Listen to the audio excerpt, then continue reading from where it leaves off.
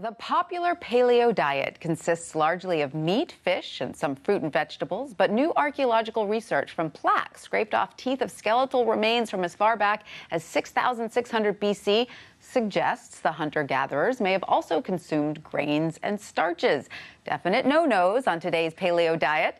Certified nutritional consultant Diane Sanfilippo has an updated and expanded version of her popular first book, Practical Paleo, and she joins us now to discuss all of this, plus why she believes eating real whole foods and not processed ones are the key to health. Is that right? Absolutely. It's all about fresh, natural, whole foods. That's right. And I think most people kind of get that that's what we should be eating, but it gets really complicated because we do have a lot of research coming out and people get confused. Sure. So the paleo diet, as you said, naturally is a gluten-free diet. So obviously that's a pretty big popular thing right now. And lots of folks don't digest grains well. So you're saying that there's research out that maybe Paleo Man ate it, which is interesting. But what we're looking at today, and myself as a holistic nutrition consultant, is what works in our bodies today. And that's really what I'm interested in. Right, more about what works in our bodies today. Exactly. So calling it the paleo diet, it's not going to change anything about the way you look at this diet. Research showing that the actual hunter-gatherers may have eaten other things.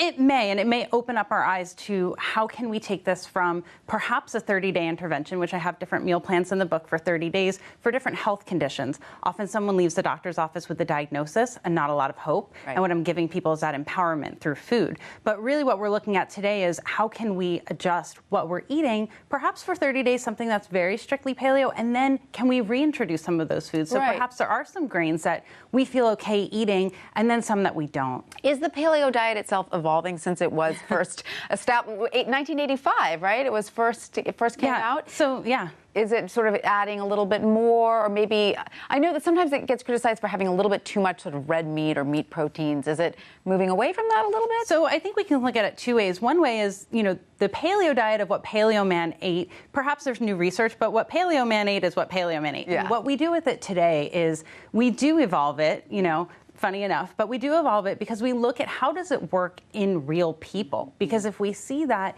eliminating all of these grains works really great, fine. But if we see that reintroducing something perhaps like white rice, which is something that a lot of us who've been eating paleo for maybe 5 or 6 years, we're reintroducing it and we're seeing how we feel. And I think part of that is we've healed our bodies. We're learning how to build a plate filled with much more nutrient-dense food. We're not filling it with mostly rice. We're filling it with mostly, as you're seeing here, vegetables, healthy meats, fruits, nuts, and seeds, those things. So beautiful things here. So tell us, what are the cornerstones of the paleo diet? What, for someone who's not familiar and curious, what should they know? So it is real whole foods. We're not looking at freaking people out about, what we're not eating. I love to focus on what we are eating. And most people have eaten a paleo diet one day in their life, just maybe not every single day. So we want to string that together. We are looking, as you said, at meats, seafood, eggs, nuts and seeds, tons of vegetables. It's a common myth that it's meat heavy. We can eat as much or as little animal protein as we want. We do include animal protein for optimal human nutrition, but tons of vegetables. You see, we've got lots of color here. These are zucchini pancakes. Beautiful. So tell us about these amazing recipes that you put together for us. So, and these are all in the book. These are all in Practical Paleo. This is the second edition of the book. But we've got zucchini pancakes here. So I have a lot of different pancake recipes in the book, but these are based on shredded zucchini, egg, and a little bit of coconut flour, some seasonings, and that's it. Really simple. We love for people to get vegetables at breakfast, and it can be intimidating, but putting it in a pancake makes it really easy. So there's no wheat flour in There's no wheat flour in that. Yeah. And I like to pair it with smoked salmon, something rich in omega-3s. It's great for fighting stress and inflammation in the body, but you could pair it with bacon, any other type of protein if you want, and maybe some berries would be great with that as well. That looks fantastic. And it's a good on-the-go breakfast, too. You can actually grab it. I think I might. And what do we have here? That looks beautiful. So these are a really simple taco. It's a skirt steak taco and a lettuce wrap. You get that really great crunch. We're not obviously doing a taco wrap here. Right, which I think you were so kind enough to make me a little version over here, which I can't wait to try. This looks delicious. Yep. So that's just a little bit of steak. Is that right? Have you seasoned it? Yep, this is a skirt steak. It's seasoned with fresh lime juice, fresh garlic, which gives you tons of flavor and nutrition, as well as chili powder, salt and pepper. That is delicious. There you go. And really, really good. And the last thing we have here are some tahini truffles. So a lot of people think we're never doing anything that's a bit of a treat, but I like to do things that are just less sweet, still nutrient dense. We're getting great nutrition from the sesame seeds. It's a source of calcium.